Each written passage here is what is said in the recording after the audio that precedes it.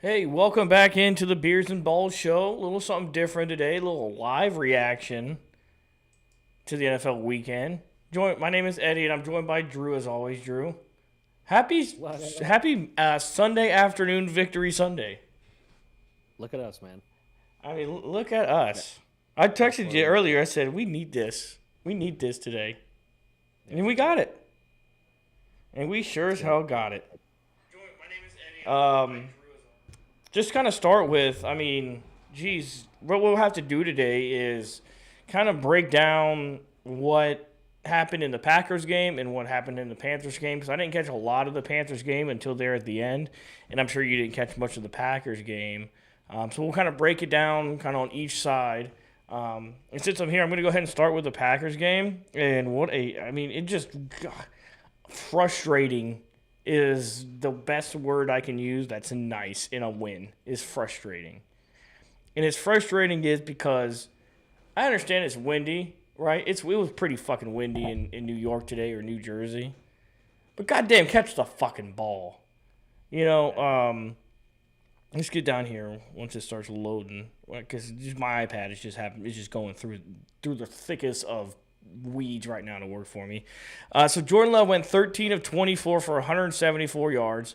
Of those 9 incompletions, 6 of them were drops. He has 6 fucking drops. I mean, jeez, I was fucking losing my mind, man. Like, I just couldn't put up with it. Just drop after drop after fucking drop. And sadly, the best thing that happened to this Packers offense the entirety of the game was Josh Jacobs getting injured.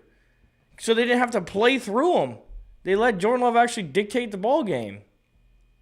And then today, the Packers learned who their number one receiver is. His name is Christian Watson.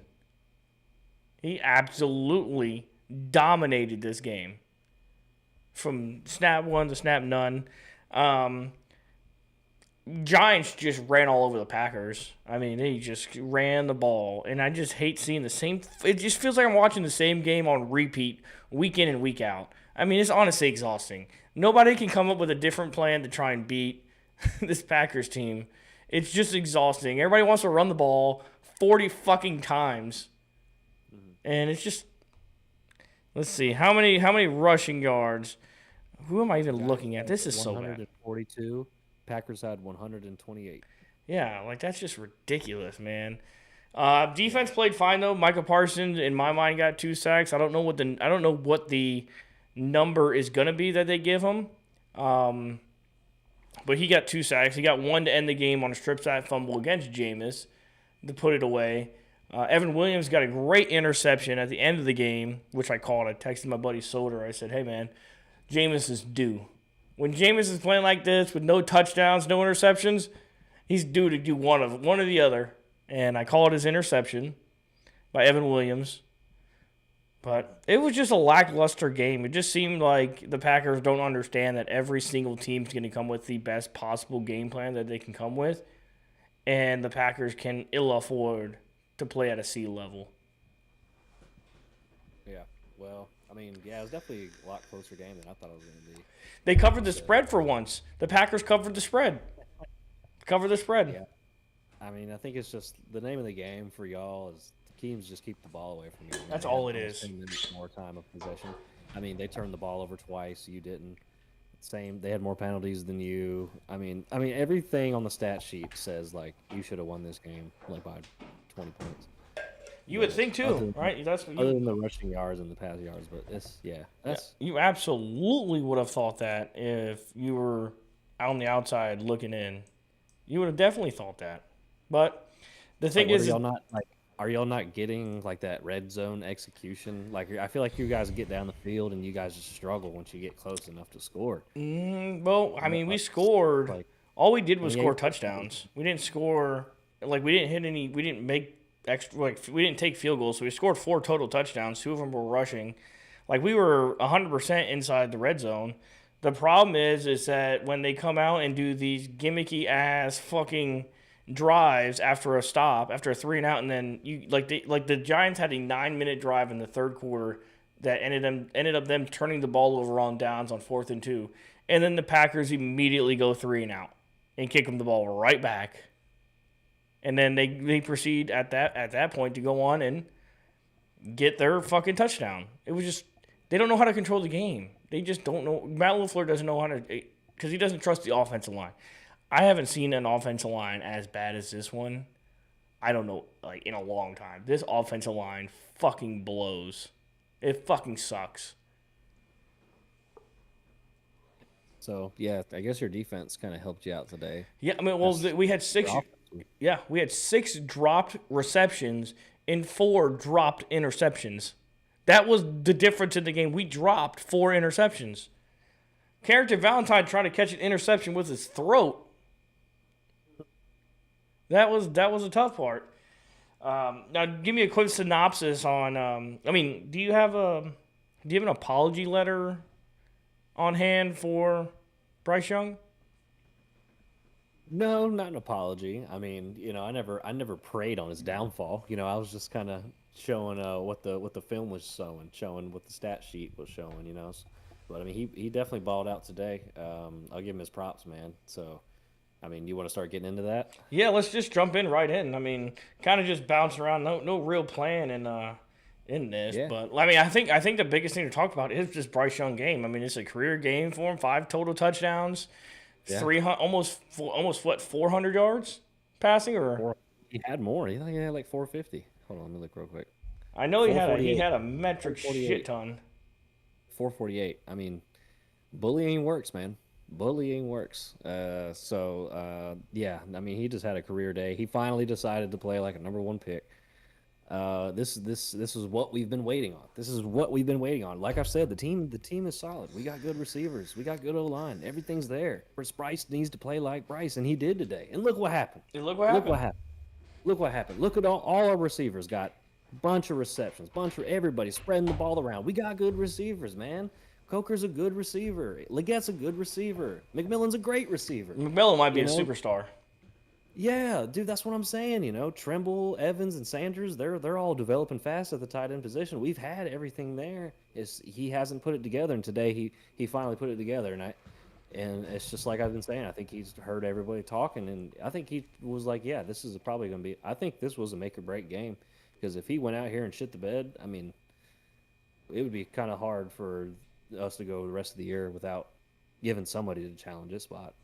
Sure, and I saw there at the end, not to jump all the way to the end of the game, but it was absolutely criminal that I saw it sitting on my couch, like probably 18 beers in, saw Tet one-on-one with a linebacker, and I was like, this spells disaster for Atlanta on that go-ahead touchdown.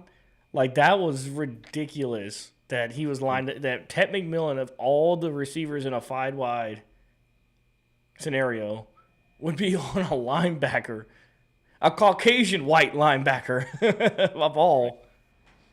Yeah, so I'm super excited, and just to be real here, these are a 3-7 Falcons team, they're struggling a bit, we got a tough schedule ahead, so I really need to see some consistency from Bryce. I mean, he had a hell of a day, man, and when he shows he can play like this, the bar is set, so much higher. Like he needs to play better. I'm not saying he has to get 450 yards every game. I'm not. That's not going to happen. But I expect him to get at least be playing like this. Keep us competitive. Throw touchdowns. Throw deep passes accurately. Make good decisions, and he did that today. And he showed that he is the number 1 pick today, and he needs to just keep that up. So he definitely showed that swagger and confidence in the way he threw the ball. I mean, especially coming off an injury right there, where whatever it was that got him injured, which was crazy that both of our quarterbacks got injured at simultaneously the same time. Yeah, we both texted each other like Jordan Love got hurt, and I was like, Bryce just got hurt. There's a difference between where Bryce Young got hurt and Jordan Love got hurt. Jordan Love got hurt because he's a fucking idiot. I don't care. He tried to fucking truck stick a linebacker on a measly 2-yard gain on 2nd down. Like, throw the fucking ball away, dude. You're the franchise quarterback. Fucking throw that shit away. We don't need to be doing this right now. It seemed to be that you said that Bryce Young probably just got stepped on, right? Yeah, I think he got stuck on like that foot ankle that was bad that he had to miss that Buffalo game for. So that was rough. So, but he showed a lot of tenacity coming back in that game and playing because they were about to put Andy in, and Bryce came like running back in like, no, I'm good, I'm good. And man, he balled out. But yeah, I mean that just shows we got everything there. He just needed to play great, I and mean, he can do it. it's He can do can be at sometimes as simple as that it. too. Mhm. Just play at a higher level, and that Yeah, can I get you a mean, lot farther. and he wasn't hesitant. He when he was actually getting outside the pocket, he was throwing it to somebody. He was throwing people open. Some of the first time I've seen him throw people open all year. Tight windows where he has to lead the guy, or he's going to get it deflected by the cornerback, and he did great. He threw guys open. And another thing, I texted you this, man. I haven't seen him call this many audibles and Yeah. protection calls all year. Like he just looked totally in control. It's like he just decided today that he's going to take command of the offense. So like all year, it's like he's just been standing at the line, kind of looking around, hadn't been making no audibles or play calls. And today he was all over it out there, like old Peyton Manning back in that man, and Looking out at back in Madden, Omaha, he's calling an audible every Omaha. time, every play calling an audible. But So yeah, which a I lot of mean, it's probably just your protection checks, or even just false calls. Those false calls can get you a long way now.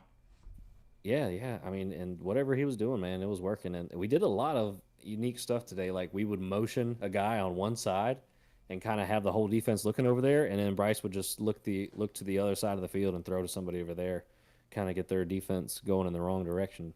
We had a lot of interesting plays today, man. But like I said, the plays have been there. People have been open. Bryce has been hesitant, and he was not hesitant today. I mean, he was throwing guys open, and that's what I said. He got to throw guys open, Good, and he yeah. did it. That's all. I mean, Just, and that's really just all you right. can ask for too. But let's take. You know what? You're damn right. Let's take Let's give us him a a cheers. beer break because we're winners today, Drew. We're winners. We are. It's a Yeah. victory Sunday afternoon. Yeah. Cheers to It you, is, my man. brother. Cheers to you. You too, man. Yeah, man.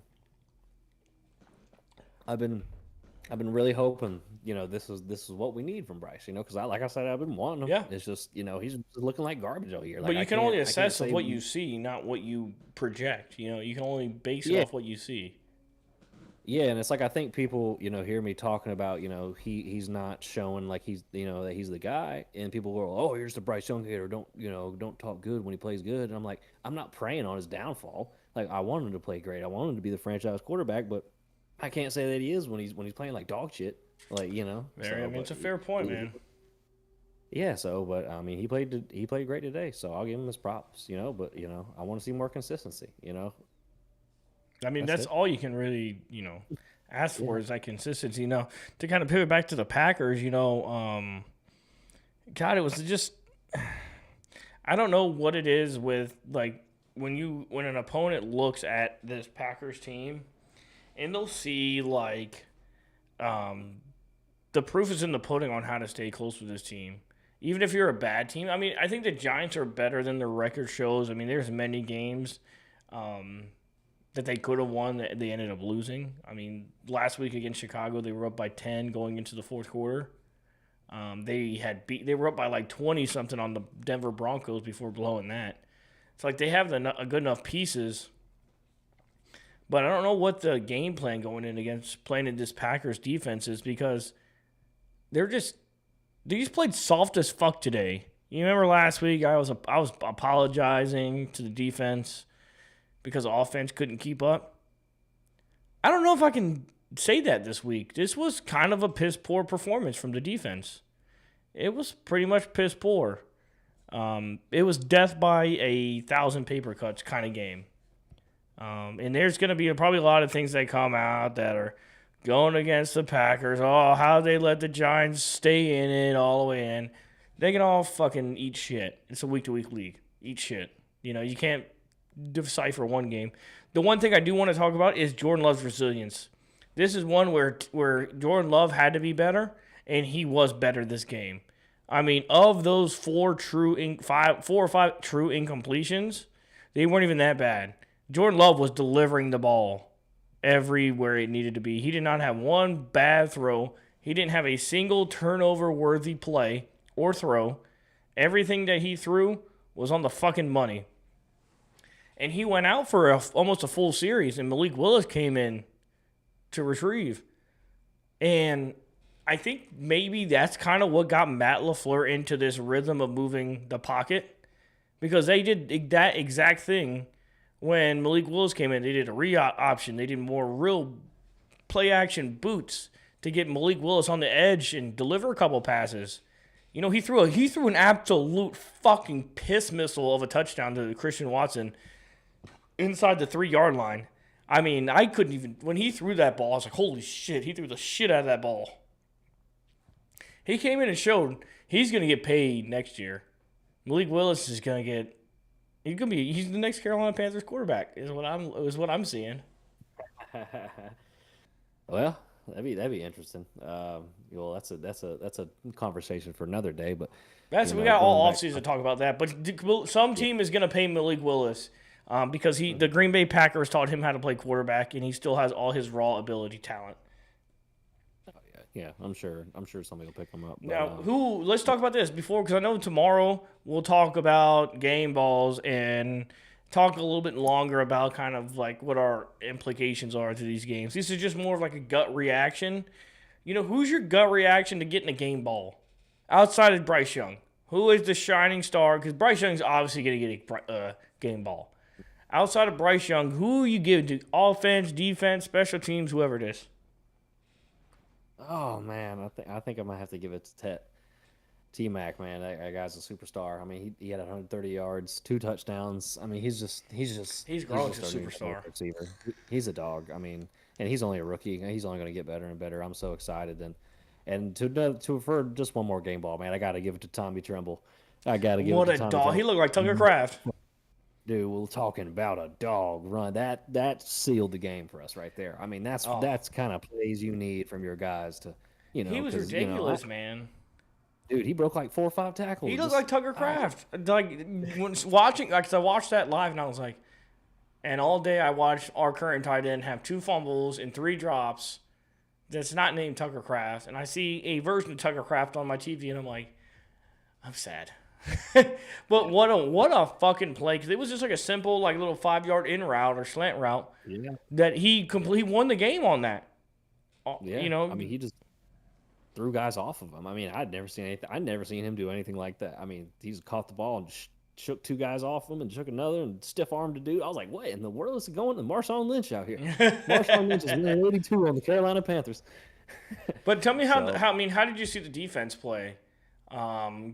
Versus when Michael Penix was in, and then I think he got hurt with an injury, and then coming out, and then you got old man Kirk Cousins in there. Yeah, not very good, man. The defense had a rough day. I mean, Bijan, it's so tough to contain him. I mean, you did a good enough job, though. You did a good enough job. Yeah, I guess. I mean, he had 100 yards on us. I mean, but he's just good, man. He's just so good. And I think he was mad about. I mean, the Falcons, like I said, they were coming out this game hot because they were mad about us giving them that butt whooping, 30-0 in our hometown, and running them out the stadium. So they came out playing today. You know, Michael Penix came out playing too. Man, he looked okay. I mean, you know, he was a little inaccurate at first, and then Cousins came in and Cousins played good. You know, so our defense was struggling today. But you know, the Falcons were playing at home. You know, it's a division rival. You know, that's going to be your toughest games. They know you the best.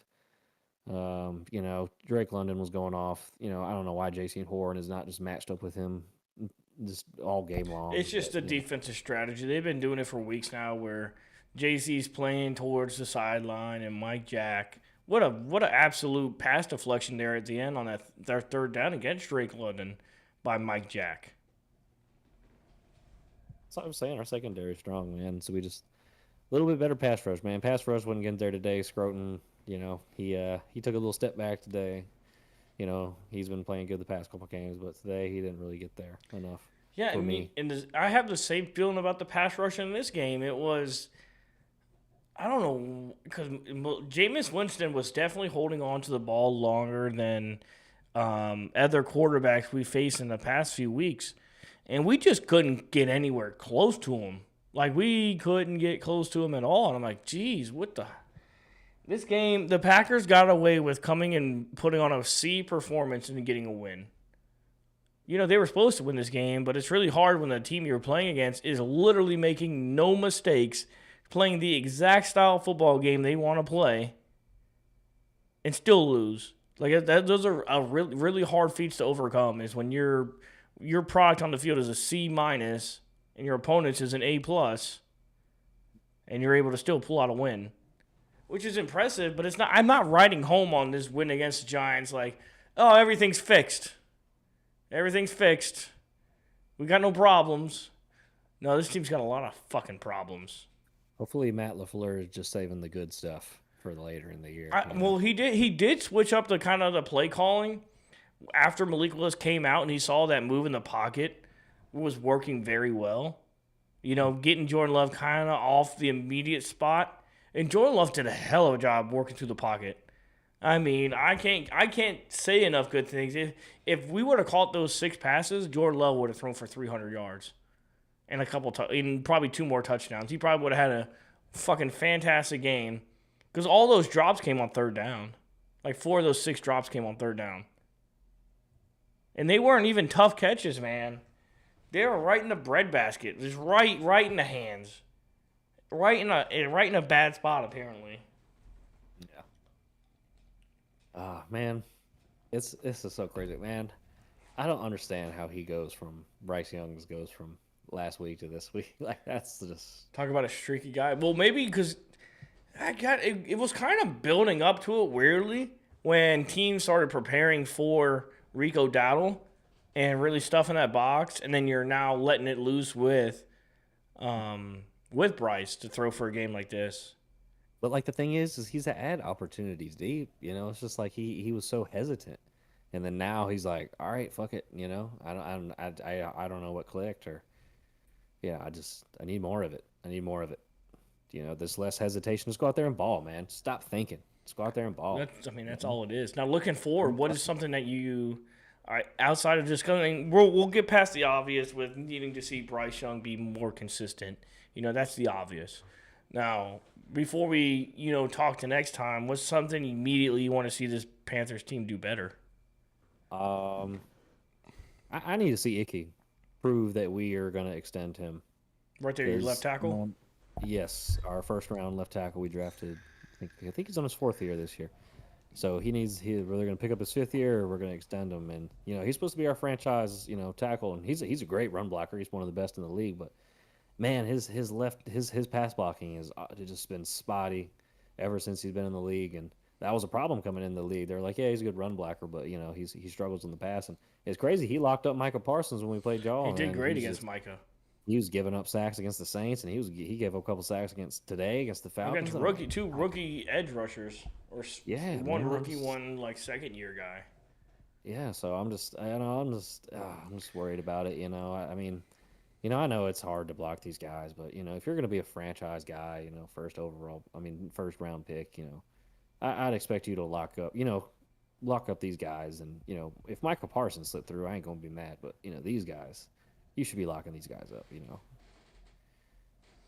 so. Well, we've got a great guest in the hotline right now. Big Parlay is saying that the Carolina Reaper is here to stay. I don't know. Was that good enough? Bryce, apparently by Big Parlay, Bryce owns Michael Penix. They do, man. We're 4-1. He's 4-1 against the Falcons. The only game he lost was his very first start. So, man, we got the Falcons number. Honestly, I'd love to see that because that's our biggest rival. So, I think Bryce Young is undefeated against the Falcons, right? He's 4-0 against the Falcons. No, he's 4-1. 4-1. His only loss against them was his very first start, his rookie year, the first game. He threw those 2 picks to Timothy Bates. Well, whenever Big Parlay is not, shackled down by his girl, he can come on the show and talk about Bryce Young.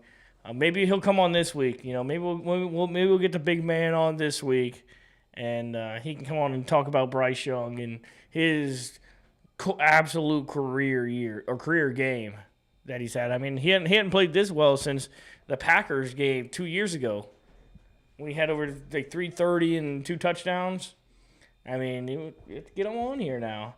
Now, look at next week. You're playing the San Francisco 49ers that are having a damn good game right now against the Cardinals. They're up 25-10 right now. They're just getting Brock Purdy back. Big Monday night football on ABC. Yep. Gotta get right. I mean, you got a longer week here, so you get some more rest. And we're definitely gonna get into that game more this week. But what's kind of this is the first time you played against Christian McCaffrey. This got some homegrown feelings towards it. And you're traveling to San Francisco, correct? Yep. Shadur Sanders is coming into the game. Oh boy. For real? Yeah, Shadur Sanders is at the helm for the Cleveland Browns. I don't know if Dylan Gabriel got hurt or what the move is.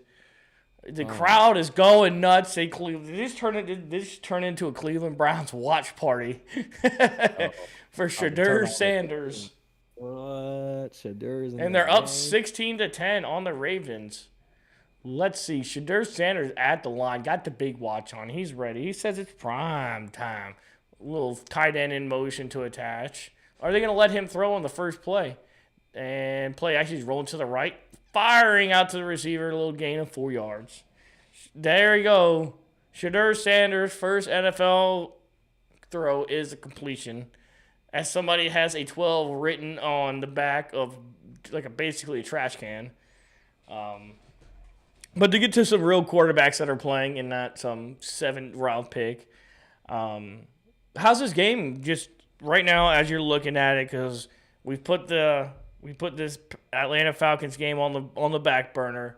We're only thinking ahead to the 49ers.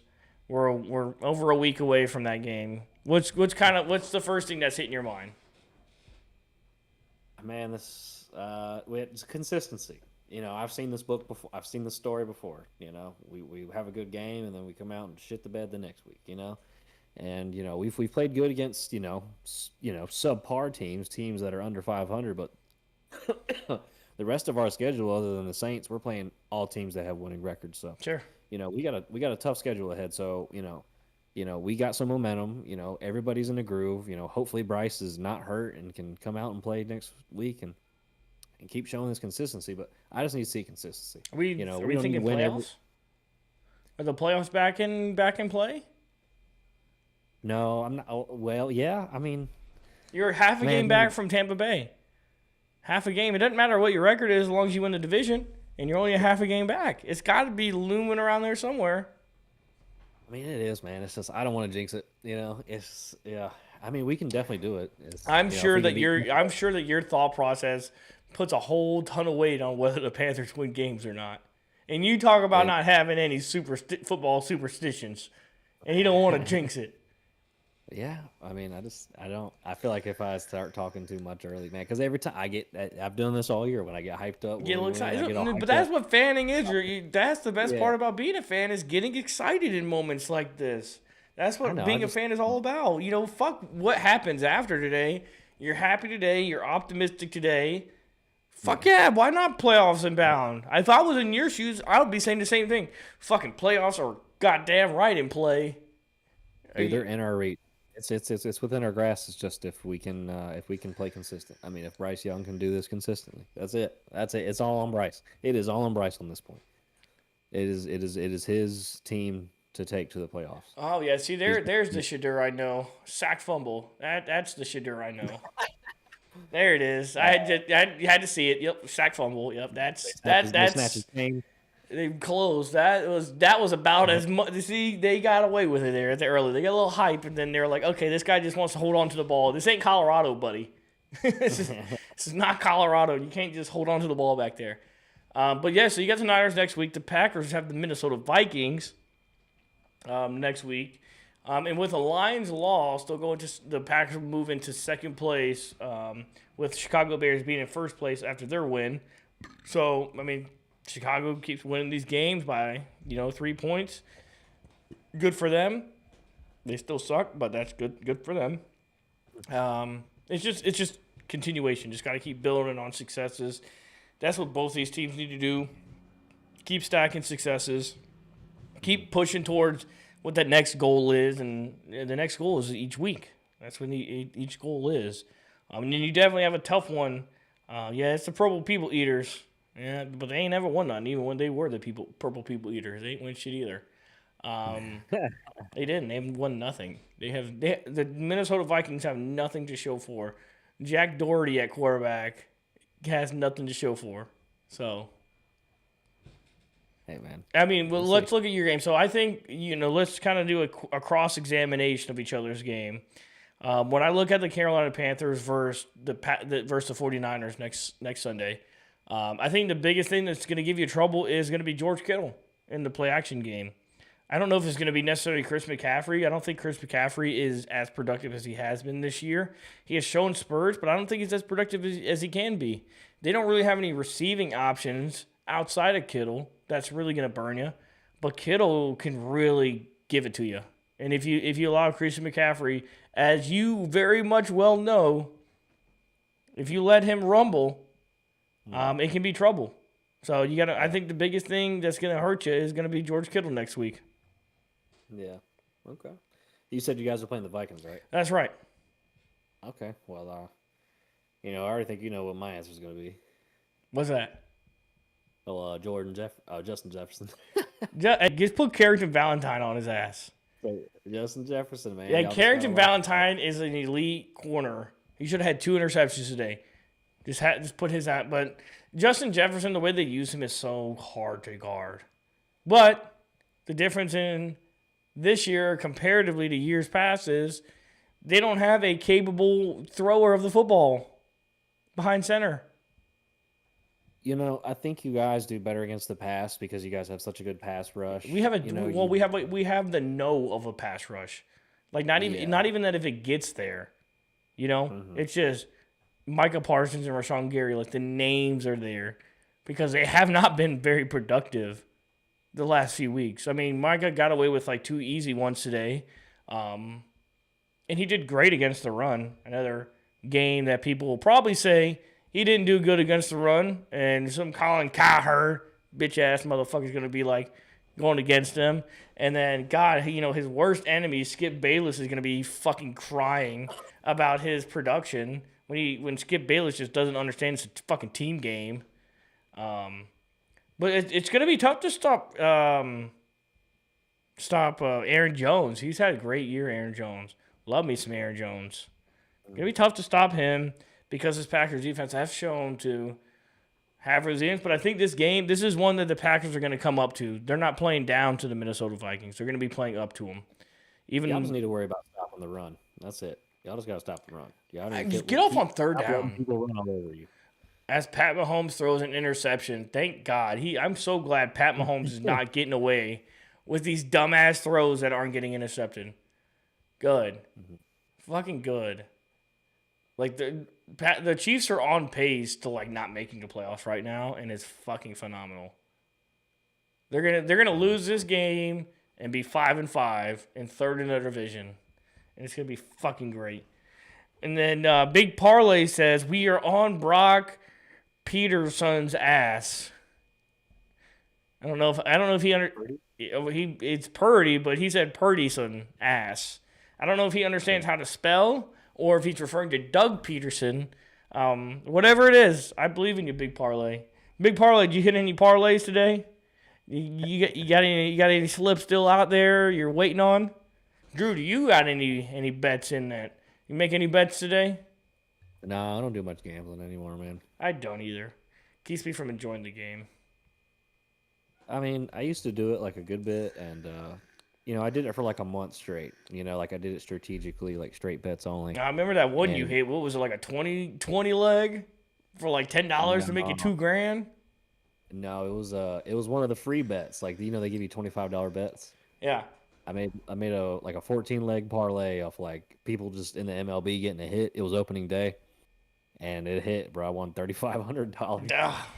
Okay, off of $25. That wasn't even mine, bro. I was like, this is crazy, dude. So Big Parlay said he hit on Friday. Big Parlay, what did you hit for on Friday? What are we talking about? Did you hit for what, $5 on the Hornets losing or something? Tires. Hornets. Fucking Hornets, bro. I can't stand the Hornets. They beat my Milwaukee Bucks here a couple of days ago. Dude, the Hornets are just like, I just give Jacoby Brissett is playing a good game. He's 22 of 28, 192. Just no touchdowns and an interception.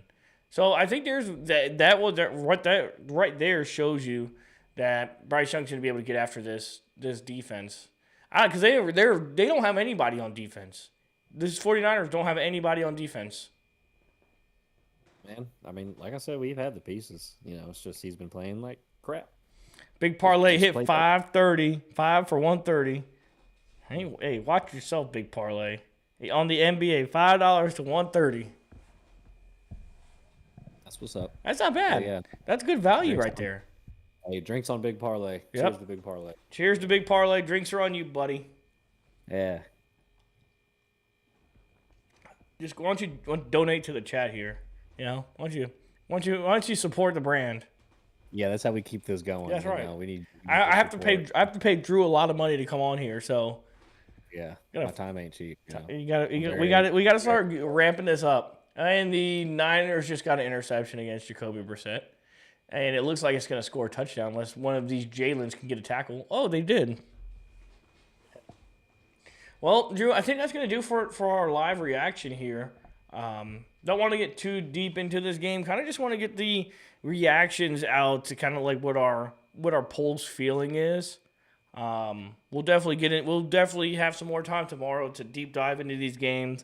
Have a whole lot more to talk about. Sleep on it for a night, and then get right back out to it. So why don't you make sure that you like, subscribe, and comment down below. Follow us on the Instagram at the Beers and Balls Show. We want to make sure you guys come on the show in moments like this where we're live and we're reacting. This is the easy way for you to come on the show and talk about it with us. Talk about the game with us. Talk about whatever you want to, and we can get it going.